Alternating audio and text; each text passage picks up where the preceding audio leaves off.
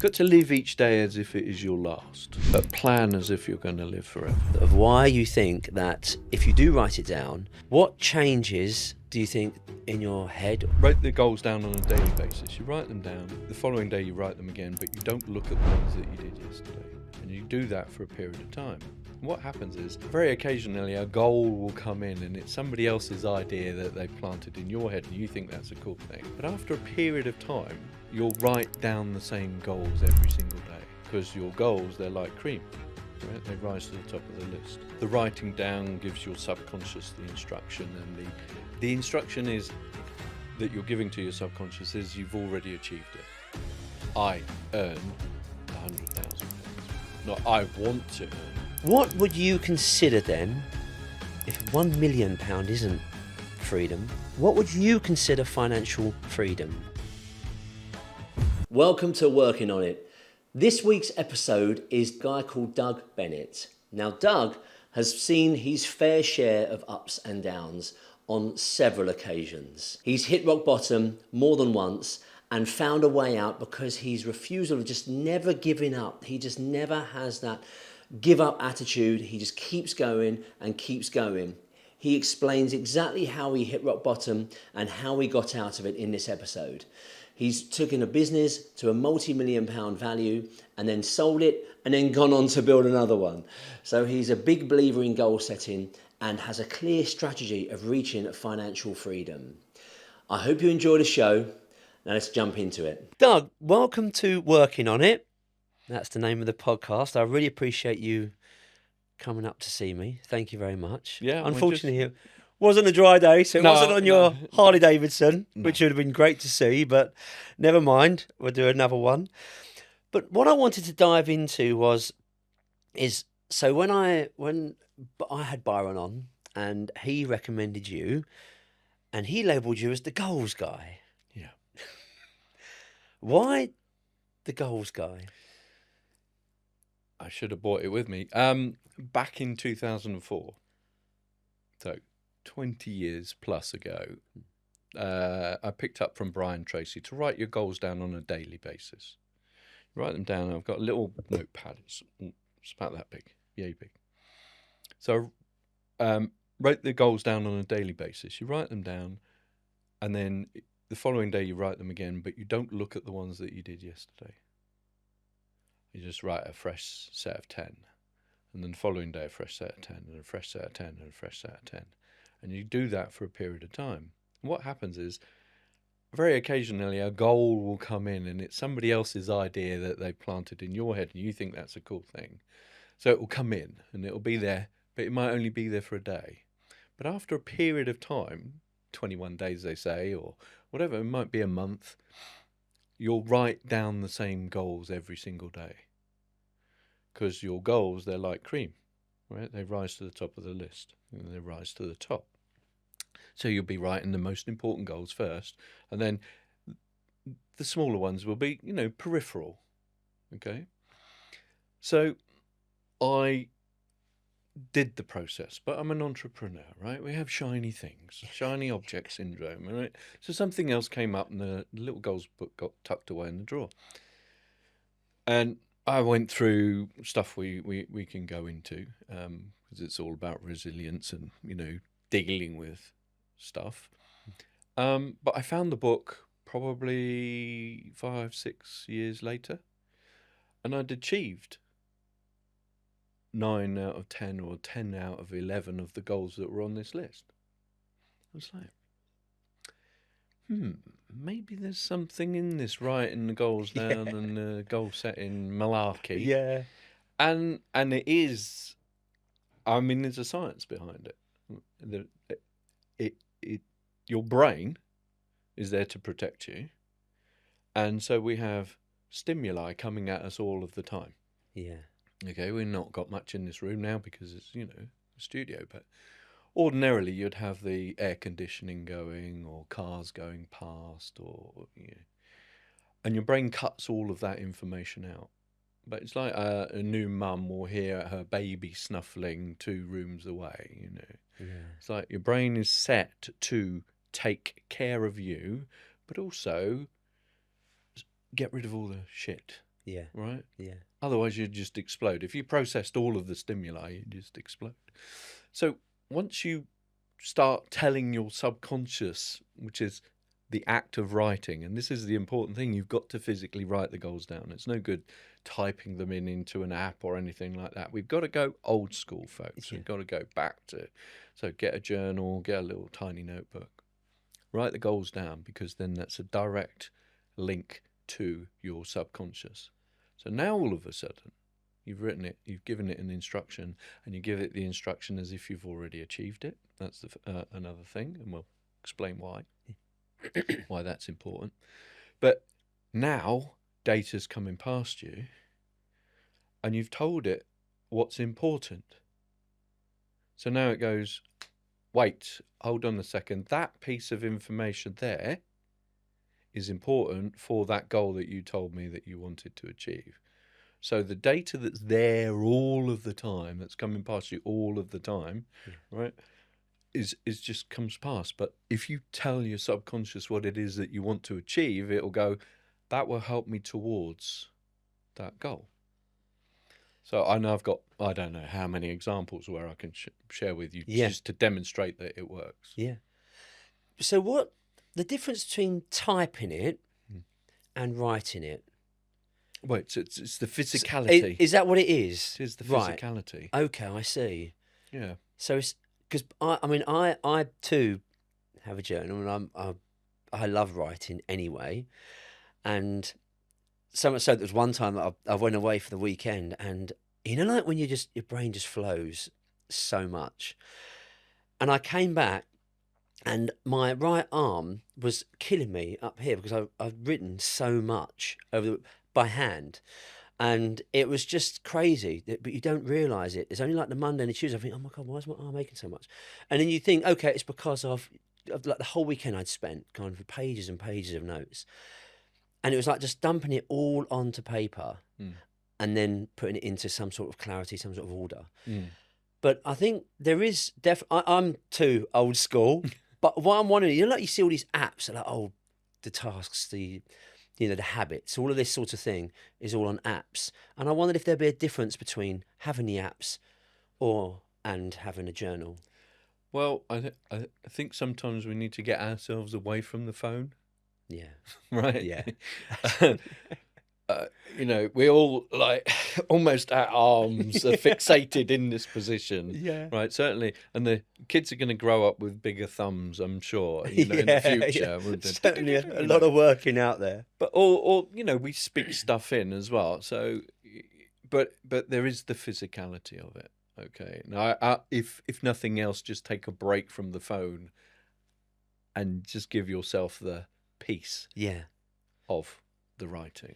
See, I would have said it was that part, like in the sense that it's the fact that you're taking away all distractions and you're, like just cut off from that outside world, and you're focusing on just you, the pen and the paper and your thoughts. Mm-hmm. And I think there's something quite powerful about that side of things.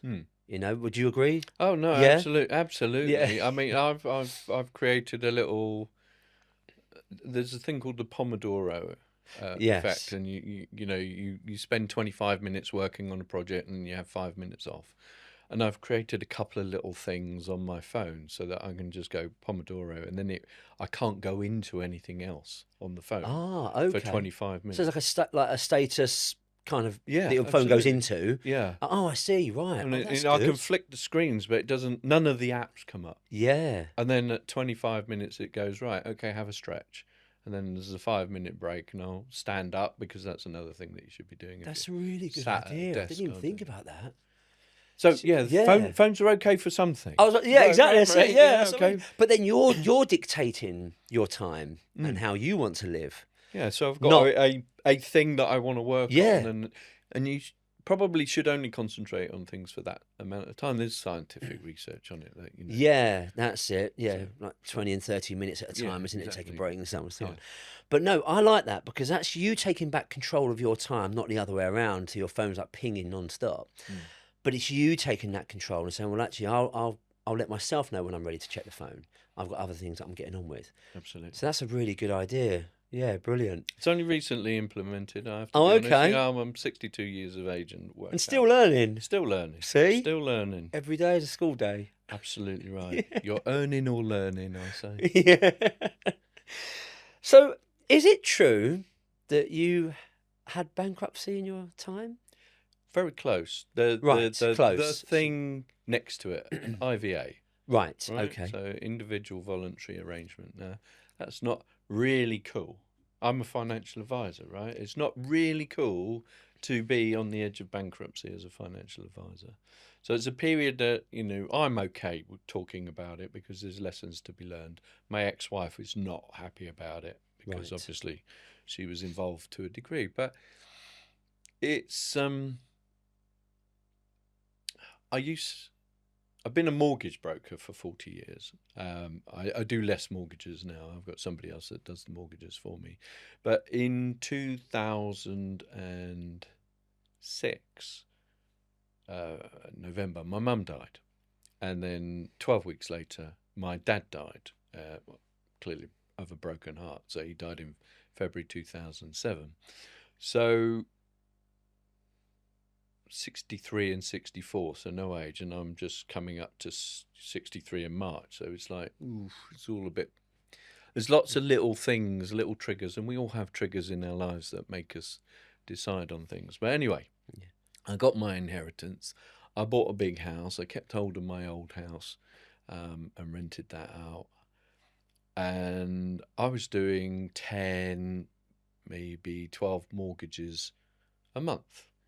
And doing the life insurance that people should have when they take out a mortgage.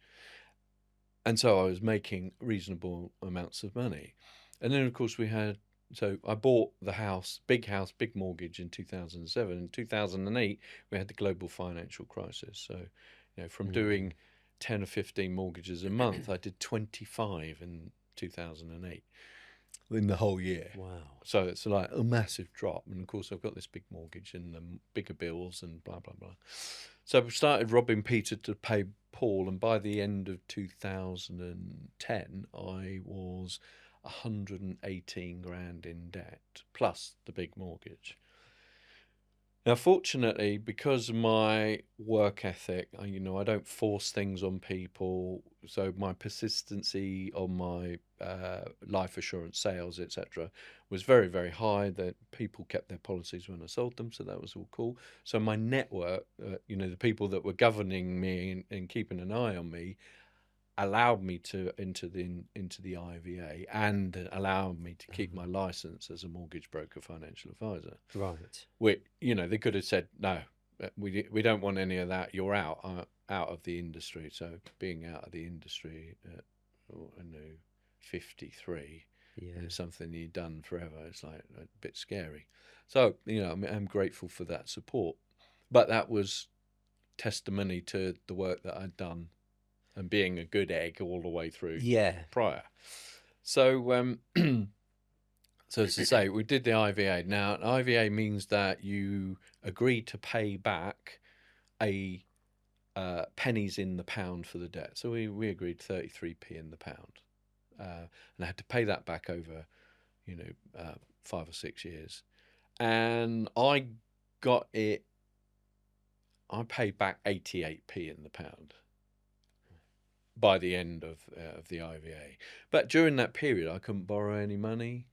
So all my marketing was, really simple, straightforward stuff. It was like, the emails and phones and, not big brochures or anything like that sort of stuff. It was just all really, really modest because I couldn't borrow any money. So it was very, very hand to mouth. And I wasn't allowed to earn lots. Well, if I earned lots of money, they would just want more money off me each month because there was a review every single year. So we got to the end, and the IVA got cleared, and then eventually over time it gets off your record. But it's not it happens. But as long as you're a good egg in the first instance, you'll find people around to support you. And that's what happened. And I've spoken at their conferences and all the rest of it. So it's like makes a huge difference. But the story goes on from there because it was around about that time that I rediscovered the Little Goals book. And so I was going to say, would it be fair to say that probably is rock bottom at that point? Yeah, there's a couple of other roller coasters Close along to. the way. Yeah. No, that was like squeaky bum time. Yeah, like, because you could have lost my career. But I think it's quite admirable and sort of like the way you've pulled yourself back up, kept going. And like you say, you've built relationships based on the people that saw you go through the tough times and still continued thereafter. And I think that's the valuable lesson to be had, where you think, for the good and the bad, always, sort of like treat people with respect, and because you never ever know when you may need them. And that's I think a valuable lesson, because then you're a perfect example of sort of like going through the highs, then the lows, and then the highs, and the same people are there supporting you all the way. Mm-hmm. So I think that's very, very valuable, just that lesson. But would you say that you learned similar lessons from that period? Well, you say, don't be horrible on the way up, because you might be meeting the same people on the way down. Yeah. And you may be needing them. So that's a lesson there. But I think also it's like, don't give up. Yeah. Don't give up. There's always somebody, it's like I still had a nice house that I was living in, even though I, couldn't go on holiday, and I was renting a drive out because I lived near Gatwick. I was renting the drive out for people to go on holiday, right? Holidays that we weren't affording, and renting the rooms out in the house and stuff like that. But, you need to do what you need to do. Yeah. To keep going. But then rediscovered goals. Yeah. Well, so let's get on to that then. So what made you was it your belief or when you discovered the book that you then realised, actually I've achieved a lot of this stuff? Then you think, do you know what? I probably need to put my faith back into this. Yeah. Was it that sort of? Yeah, right. It was. I restarted writing the goals again. Yeah, yeah. And one of the simple goals that I had way back was, when I wrote in 2004, was I earn £100,000. Right now, £100,000 is a nice figure, right? It's like everybody in the world wants 10k months, and it's close to a 10k month, right? Yeah. So 100k, that was the goal, and then so it was 100k turnover, then it was 100k gross profit, net profit, then on my bank account. So I get or my tax return. Yeah. So the 100k served its purpose along the way for many iterations. And so, having rediscovered the book, it's like, well, and having had the tough times and being less than 100k, I thought, right, well, what I'll do is I'll start with 100k again. And I knew I was getting close to it. So, when you get used to goals, I mean, you don't want to go too crazy when you're starting out, but when you get used to goals and you know that they work, I just increased it from 100 to 200. Right? Okay. And I achieved that goal. And that goal moved me up in a financial services organisation that I'm in, called the $1 Million Roundtable, which puts you in the top 5% of financial advisors globally. Oh, okay. So it's just for financial advisors, not just like a mastermind or anything. No, it's just for financial advisors. Oh, okay. So hitting 200k put me in the next level up on that, and then I increased it to 250, and this is where it sort of gets really crazy. Was my wife was doing my books and my accounts then, and she presented me my figures, and for the year 2018 I did £250,268. So you've just gone over the goal that you've been writing down, but that close. Yeah. Which is like really crazy. So when it does work. So then I just increased it right, to 500,000. Okay. And then 2019, a firm approached me, and in 2019 they paid me 510 grand, and then in 2020 they paid me another 500 grand. So it's like, okay. And it's like, but I'd had the goal, and I was getting this goal. But I was getting these phone calls. It's like, come join our company, come in, and it was like, normally I'd fob them off, but this firm, they just made a sentence. I did quick maths, and I thought, That's going to get me there. Yeah. So, so I got £1 million. But let me tell you, £1 million is not enough money. Yeah. You spend it very, very quickly. Yeah. And then you throw in a divorce, and Yeah. whatever's left Yeah. goes somewhere else. Anyway, Yeah. Like a motorbike. no, to your ex-wife. Oh, okay, right, okay. Oh, we had a rare edition of Harley Davidson. But no, it's so why do you think, like, I have my version, but I'd love to hear yours of why you think that if you do write it down, what changes do you think in your head or attitude or personality?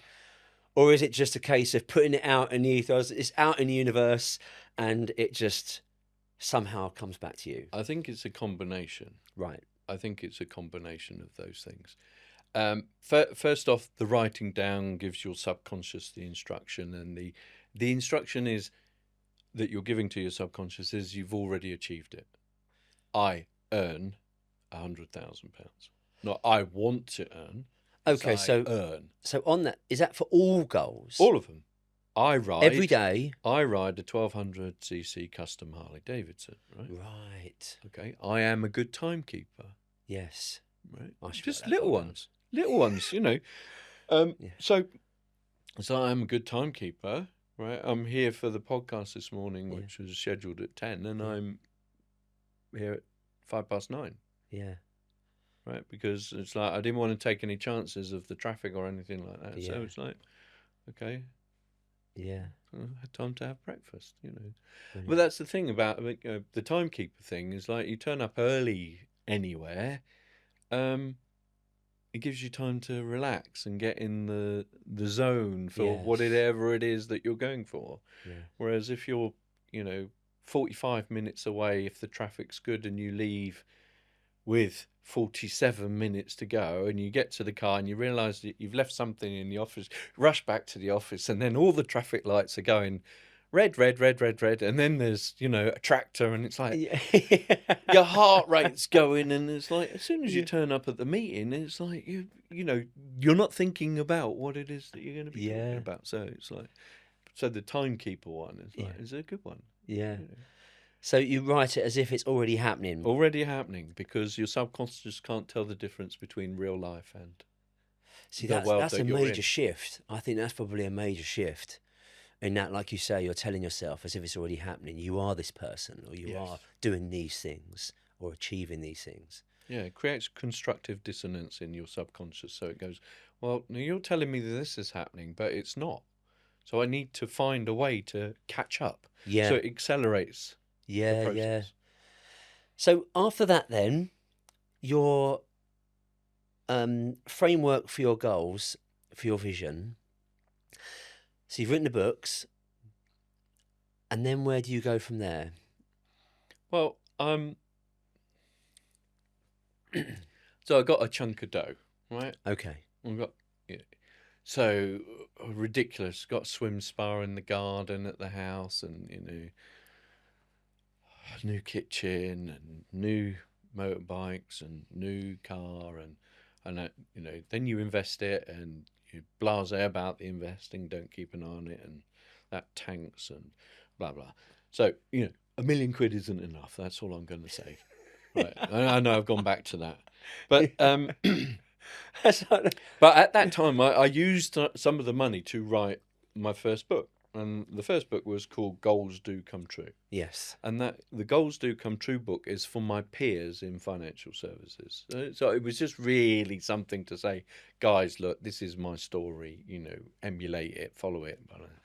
And then a year or so later, I figured that actually the lessons, because it had all $1 Million Round Table stuff in it and life insurance stuff in it, and I thought it's not going to appeal to the wider. So I rewrote it. And so the second book, Think Simple, Win Big, is for wannabe entrepreneurs or entrepreneurs that have lost a bit of spark and need a reminder of what it is and why they did what they're doing and all the rest of it. So so there's that book. And then also another vanity project, because this is all vanity projects. So you don't make any money out of books, right? except you do. But anyway. Is that another ROI that's not monetary ROI? Yes, that's exactly. it. Yeah, I have exactly. heard this. Yeah. So then I created the Goals Do Come True podcast. And so in that, I interview people. So it's just an interview-based thing. And it's about their goals and their goal set and how they do it, the different ways in which they do it and what they've achieved. And we've got 200 and it's coming up to 250 episodes now. So, and that's really, really cool. So now in my business as a financial advisor, okay, if I'm in competition with another financial advisor, I've got all of this collateral around me that they're unlikely to have. Yeah. So, they hunt me down on LinkedIn, for example, so they can see I've written 2 books. They can see I'm a podcast host. Goals do come true, right? Well, that's a goal-setting podcast, and financial services is all about achieving financial goals. Yeah. It's like, right, okay, so who are you going to gravitate towards? Yeah. This fella over here who's just got his exams, or this fella here that's got all of this stuff that he's learned and that he's invested and. So, greater credibility. Yeah, I think so. There's 2 things on that. One, just touching on your books. How many years between the 2 were there? Probably 18 months, maybe 2 years. Do you think you learned a lot in between those 2, like mentally, life, that sort of thing? Yeah, you're always learning, right? You're always learning. I tell you for why, because the first book was sort of like structure, amount of steps, etc., and that sort of thing, but then the second one was more matured way. Do you think it's almost because it's almost like 18 months? Actually, that's quite short. I was expecting you to say like about 4 or 5 years, but it's almost like, okay, so you probably just squeezed 4 or 5 years of life learning into 18 months, perhaps something big or a few big things perhaps happened in that period because of that. It's almost like, do you know what? I'll another bite of the cherry, but I'm going to give it my experience now and really put it down on paper, as it were. That was it. But you see, the first book, as I say, was just for my peers within financial services. Yeah. So there was a lot of concentrated financial advice-y type, goal-setting-y type stuff. Yeah. Whereas Think Simple, Win Big is a more broad brush, like this is my 40 years experience of being a company director with the financial services, being a sole trader and having staff and working from home and then working from an office, and it's all the story and the pros and the cons and and because a lot of people out there they might be good at a thing, right, car detailing, and they work for somebody and they're good at car detailing, so they think, do you know what, why is he getting all of the money? I'm going to do this myself. And so they go and they start doing the car detailing, but then they've got to do the marketing, and then they've got to do their books, and then they, and there's this job and that job and that job, and it's like all of a sudden it's like, well, I liked car detailing, I don't like all this other stuff I have to do. Yeah, that's and right. It's just a gentle reminder, it's like, be aware that it's not, you're not going to be going from 100% car detailing to 100% car detailing in your self-employed world. Yeah, you've got other stuff to do. There's so much other things. Yeah, definitely. Yeah. But with and also with the books, just quickly, it's the off topic at the moment, but no, the books and the podcast. Now I've had a couple of marketing people on, and they're promoting all about personal brand and the introduction of AI and all of this new stuff that's coming out. But the one shining light is personal brand and those that have the biggest and I guess the loudest, but that could be misinterpreted for something, not the loudest, but like you say, the most assets, the most collateral. So you can really understand. I could read both your books. I could look at your LinkedIn, look at your YouTube, and I'll really understand you. And I think that's what I think people are looking for, in a sense. So your comparison of you and someone else that might not have all that assets, I think, is it almost a future way? Did you plan it like that, or is that just something that you thought, well, I'm going to, build my name up and all that? Because if you didn't plan it, did you write it down somewhere years ago? Because it's like you're kind of heading towards that way, that new way of promotion and marketing. I'm gonna, I'd like to say I wrote it down in my little red book. Yeah. I'd like to say I want to be a global phenomenon. Yeah.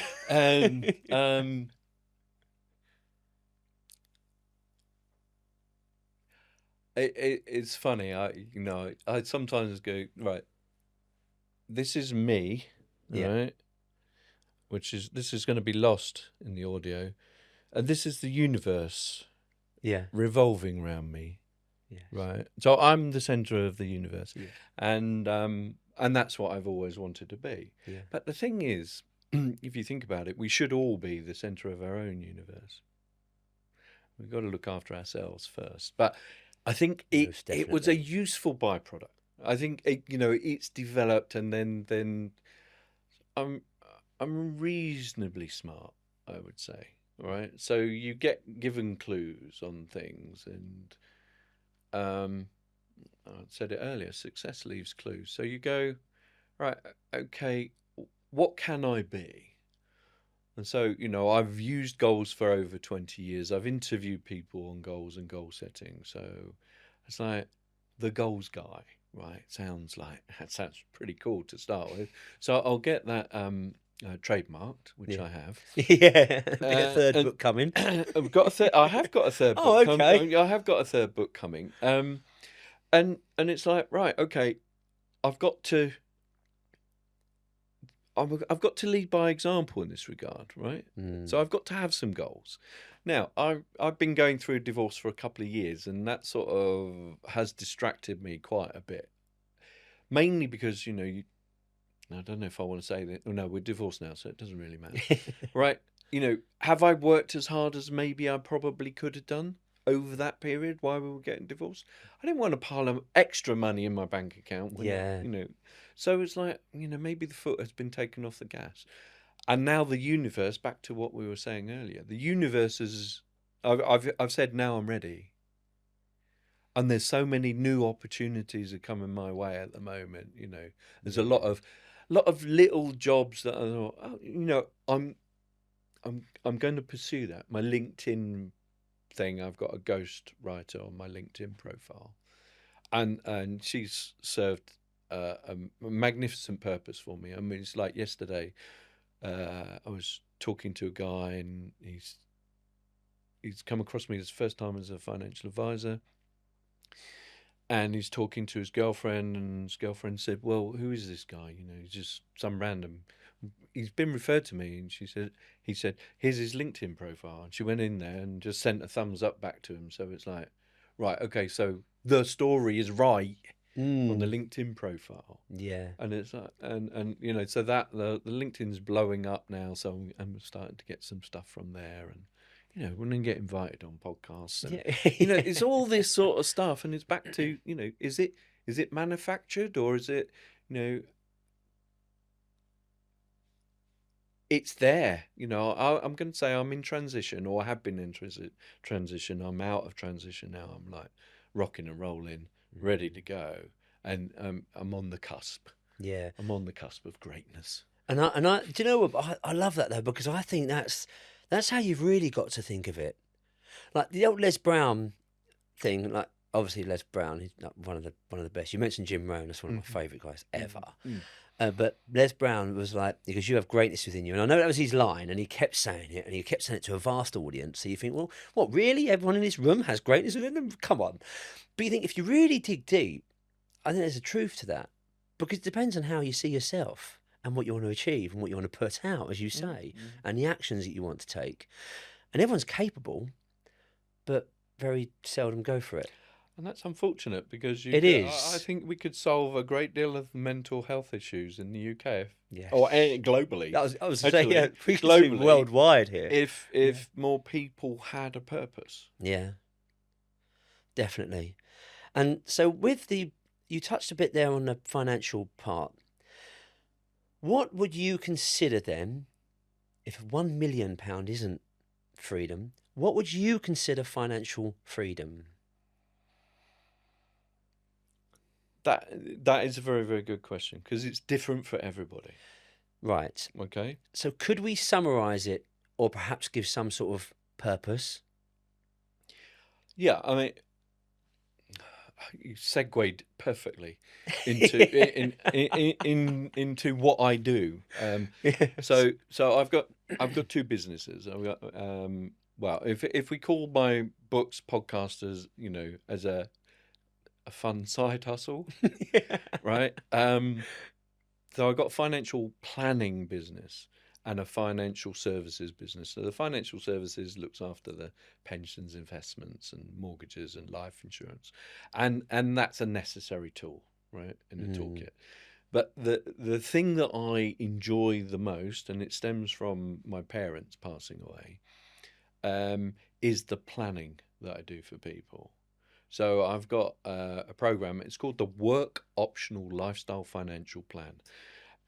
Entrepreneurs, you know, um, business owners and management guys probably don't really want to give up work. Because if you're an entrepreneur, there's a buzz about it. You Yep. want it, you carry on and carry on. But knowing the day that work is now optional, so you've created enough assets, Yeah. passive income, if it's passive income, or you've got enough in your pensions.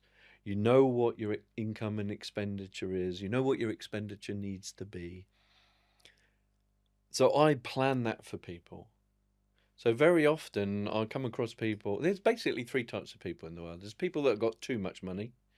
There's people that haven't got enough money, and we needed to speak to those 20 or 30 years ago. And there's people that have got enough money, but they don't know that they've got enough money.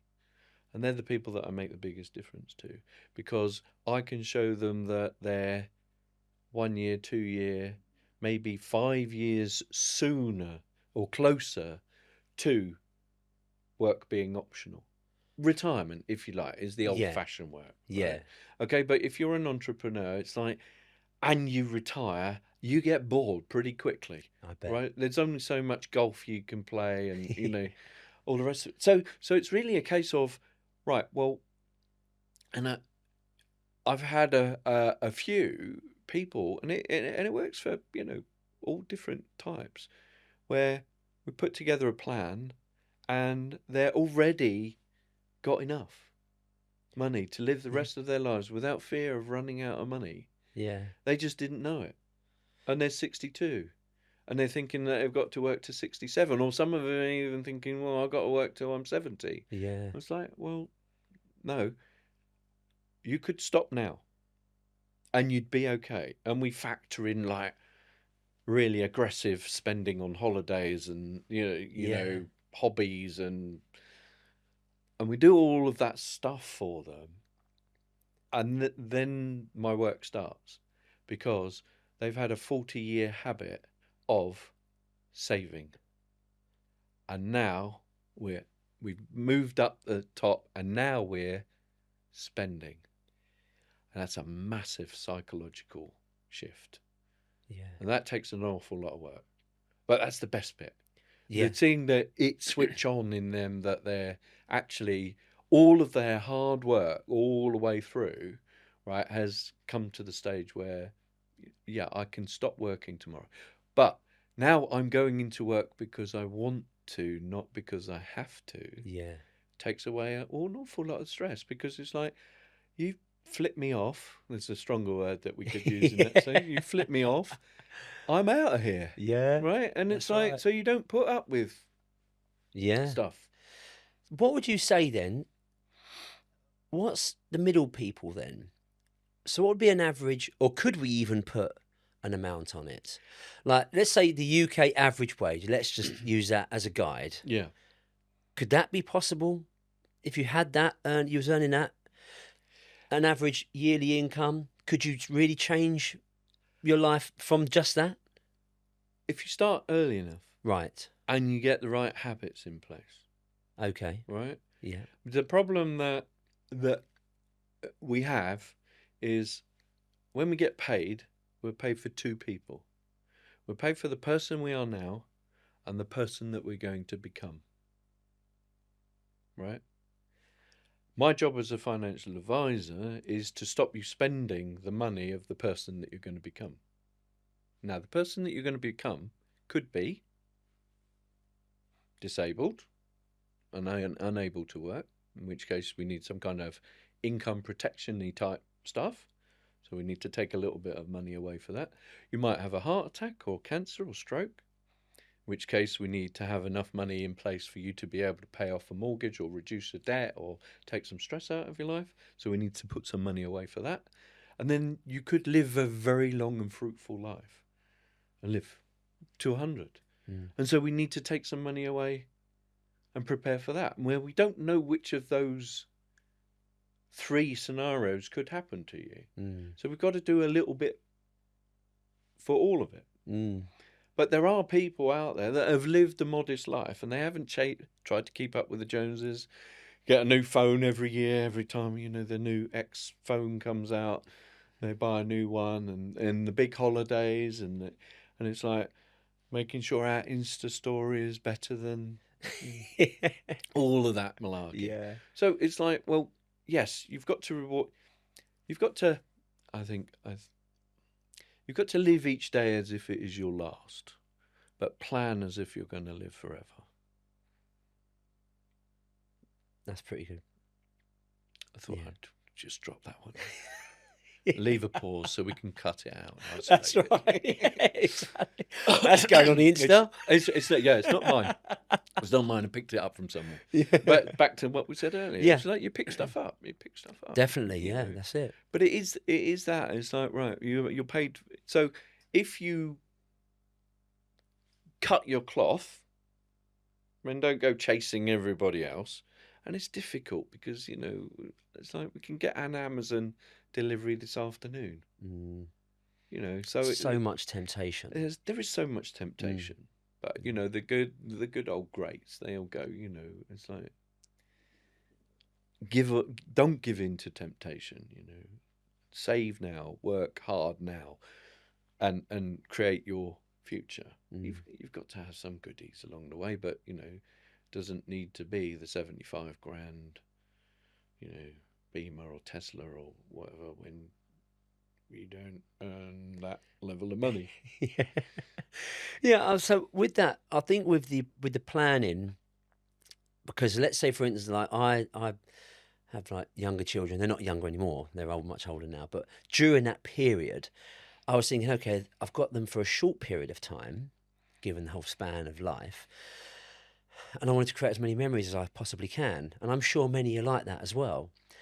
But I only recently have I gone on this more plan as if you're going to last forever kind of path. But what I would like to do is try and give some tips and perhaps some strategies or things to start today to those that might be listening that be younger, that could start even at that age. Even if it's just like £50 a month, something. Because that's what I've realised is I've started like a little bit later, but I suppose to start is a good point rather than, to never start. But I also am a big planner and I love goals and that sort of thing. So that's why it's really great, to have a discussion with you. But what would you say that if you were at that point, what would be a good starting point to start that ball rolling? Okay, so if you're employed, you should be in a company pension scheme. Everybody is compulsory pensions, right? So the first thing is don't opt out because there's free money to be had there, right? Because the government will put some money in and they don't give us that much, so it's better to take everything that they do take, to do give. Your employer's going to put some money in there. So, the money that you're putting in is almost doubled instantly. Right, with the tax relief and the employer contribution. So that's the first thing. Also check if your firm has a more generous scheme where if you increase your contribution, they'll match it. Do that, right? You should really be saving about 15% of your monthly wage. Of your monthly wage. Okay. All right, that should be going away somewhere. Now, it depends on your stage. If you've already got a place, well, then there should be an element of that to protect what you've achieved. So if you've got a mortgage and you've got kids, you must have life insurance. You really should have critical illness cover, and you ought to consider income protection. Right? This isn't financial advice, people. It's just common sense, right, from a financial advisor. Okay. Just have to caveat disclaimer. that. Yeah. and then the rest into savings. Okay, and people get excited about crypto and this, that, and the other. It's like, no, just get the bloody fundamentals in place first. All right, crypto is for money that you can afford to lose completely, because you might. Yeah. Right. Okay. So that's like for a very, very small proportion, which is a punt. Okay, because it isn't, and we'll probably get arguments about this, but it's not a product. You know, it doesn't distribute. There's no dividends in crypto. It goes up and down with the temperament of the market, Yeah. right? And it's a zero-sum game, right? People win at the expense of people losing. So, you know, in that regard, that's okay for a very, very small amount if you want to punt. But just get your traditional Warren Buffett, buy and hold, buy and hold, buy and hold. You know, Yeah. just buy stuff and hold on to it forever. Yeah. And then, so that's your fundamentals. Make sure you got life insurance. Get some critical illness cover if your health allows it. Get some income protection, and put as much away into your pension as you possibly can. If you've got a property, and if you haven't got a property, work hard at schmoozing up to grandma, grandpa, mum, dad to rustle up a deposit. Yes. But with that, so if you, what would you think? Where should you put the savings? Because you know that whole thing going on at the moment, the savings only like 1.4% and so on, or whatever it is, and then you then got the inflation at 3 point. So you're actually losing over time. Would you say savings account, or would you say, just like you said at the beginning, you almost put a caveat on that, like, oh, just for the fundamentals, just get used to putting it away, and then do more research as once you've got that lump, now where should it go? Is that probably the best way to the best thing, get into that habit kind of thing, as it were? It's a habit to start. Yes, with, right? that's yeah. The habit is there, the first place. Now, going back old school, long, long time ago, it was like there were 4 places that you could put your money, right? There's a bank account that would, and this tells you how old it was. Bank account that will give you 8%, bank account that will give you 6%, a bank account that will give you 4%, and a tin can which has got a lock and key on it that you don't have the key. You just put the money in it, right? And it doesn't give you any interest, right? And we come back 5 years later, and you put the same amount of money in all of them. The tin can will have the most money in it because you can't get access to it. All the others, right? You put the money away, but you can access it, right? So it's not, the interest rate doesn't matter. It's putting it away that matters. Yeah, that habit. It's that strict habit, yeah. and that, you know, it's like putting it far enough away and difficult enough away that you can't touch it. Yeah. Which, you know, obviously pensions you can't get until you're 55, going to 57, going to, you know, which is pretty much long enough for most people. You physically can't get it. So Yeah, and also they don't let you download or sort of withdraw any money, do they? Like once it's locked away, that's it. It's kind of locked away. So yeah. So yeah, that's the fundamental.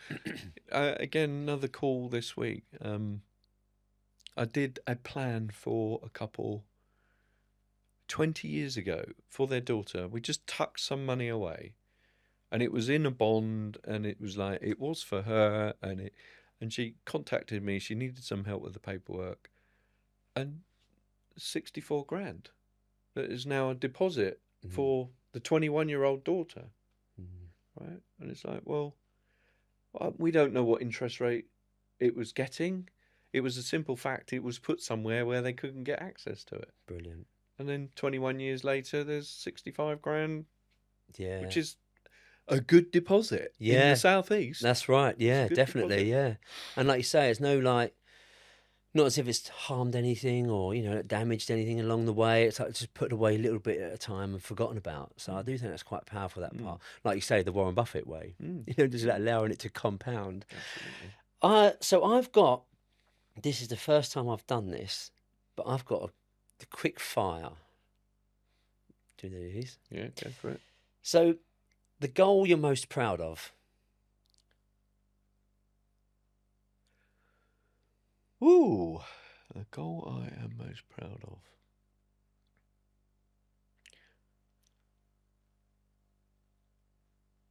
That's it. That is a good question. Because see, one of my big goals was for my mum to be proud of me, and she passed away, right? So I think it's got to be because I set my business up in 2006, in June 2006, and in November my mum died, right? So that 4 or 5 months I was just working on my business, so I didn't see them. So turning that business into £1 million sale, right? Having missed out on time with my mum when I didn't know that that was all the time that we had. And I reckon she would be proud of that achievement. And having got to 1 million, and I've said it's not enough, but having got there once, it's going to be easier to get there again. That's right. Yeah. It's everything is because we're learning. That's right. Yeah. We learn along the way. You now have created a path. That's it. The path. So I would say going through the IVA, edge of bankruptcy, turning all of that around, keeping going in that regard, and then finally selling a chunk of it for £1 million, not appreciating that it wasn't enough. But it's a heady goal. That is a very good goal. Yeah, definitely. But keeping hold of my house along the way, that was quite cool too. Yeah, that's definitely a good goal. The biggest money myth to ignore. The biggest money myth to ignore. Oh.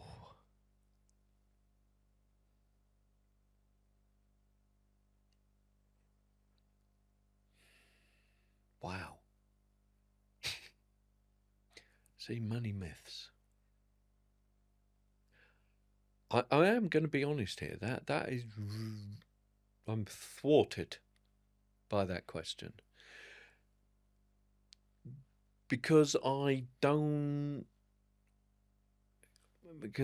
with everybody I work with, I go through the fundamentals, so we don't talk about myths. So I can't say that I know of any. I mean, if you throw one at me, I can debunk it maybe, but I would say that you have to just go back to the fundamentals, right? This is the cost of living problem that we have, right? There's only two solutions, right? You earn more or you spend less. That's it. Yeah. Right? We can't do anything about the price of eggs, milk, fuel. It is what it is. It's governed by somebody bigger than us, Tesco and Sainsbury's and all the rest of it. So we can't do anything about that. So the only thing that you can do about the cost of living problem is either earn more or spend less. Yeah. So it's not a money myth, but it's a lesson. It's a solution to what everyone is talking about. So I think that's a good one. Thank you. And what would you say is the first 3 actions for a stuck founder to do on a Monday? So let's say they've listened to this podcast and they think, right, do you know what, Monday I'm going to start this. What do you think are the first 3 things that they should do to change?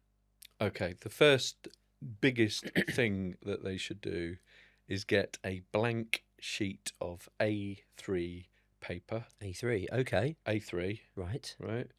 Put it on the boardroom table or desk or floor, if that's all you got. You might be a CEO working from home, right? So you go on the floor and you dump absolutely everything that there is in your brain on that sheet of paper, right? And you keep writing until there's nothing left. And then you get up, you get yourself some water in a container, and you go for a walk around the block and think. And when you get back, you write down all the things that came into your head while you were walking around the block, because there will be some. Definitely. There will be some extra ones. And then when you think there's absolutely nothing left for you to think about, look at the sheet. You've got all of your shit out on a pad, right? and you have a look at it, and there'll be projects that you need to be moving forward, and there'll be, admin-y type things and things that you should be delegating. So get a pen, get a green pen, and circle all of the money-making ones.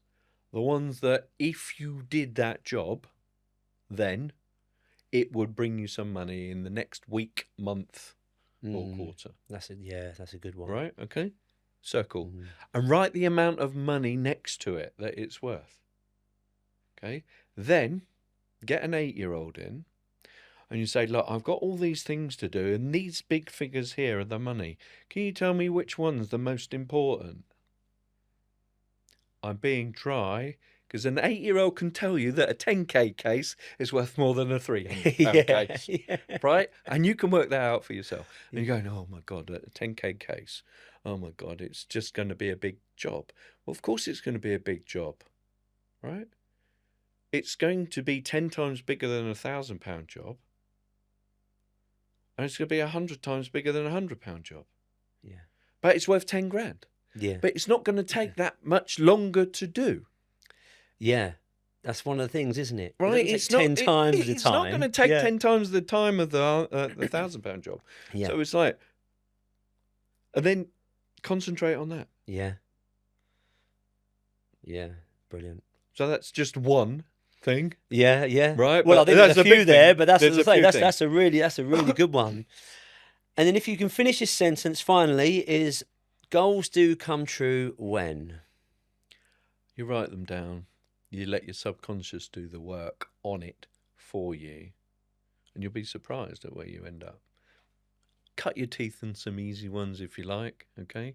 Until you start believing that it's possible, right? Because only 8% of the global population have goals, right? So you're probably in the majority if you haven't got them. So don't beat yourself up too much about it.